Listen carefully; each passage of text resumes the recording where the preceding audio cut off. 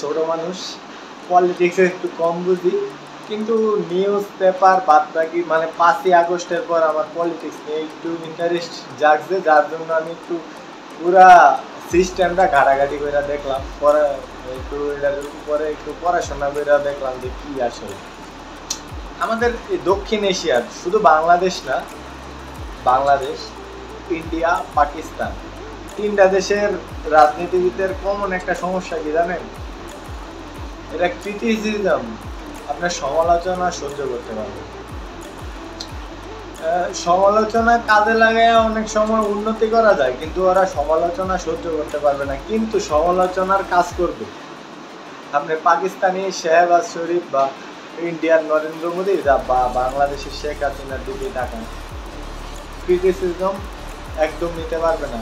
বাদ বাকি আপনি ইউরোপ কান্ট্রির দিকে তাকান, ওরা কিন্তু সমালোচনা সহ্য করে, আবার সমালোচনা যেই কারণে হয় ওটাকে কিভাবে সমাধান করা যায় এই জন্য জাতীয় একটা ঐক্যমত তৈরি করে ওটা নিয়ে কাজ করে।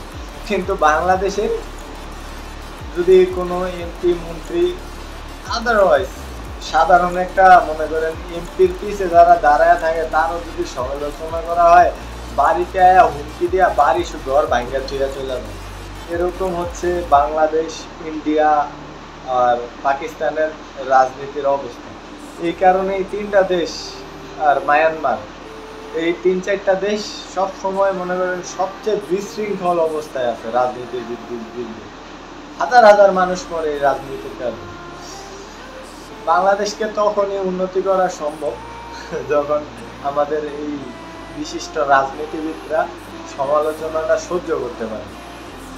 রাজনীতি থাকবে, আলোচনা থাকবে, সমালোচনা থাকবে।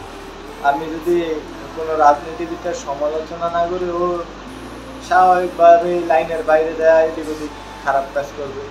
যখন একটা মানুষ খারাপ কাজ করার চিন্তা করবে, তখন যদি কেউ সমালোচনা করে, না করো, যেহেতু না করে তাহলে তো কোনো ব্লেম আসবে না, যদি করে তাহলে তো অবশ্যই জবাব দিতে করতে হবে।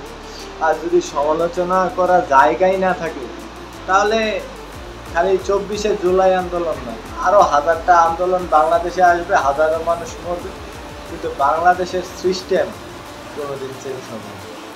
বাংলাদেশের সিস্টেম চেঞ্জ করতে গেলে সমালোচনা সহ্য করতে হবে।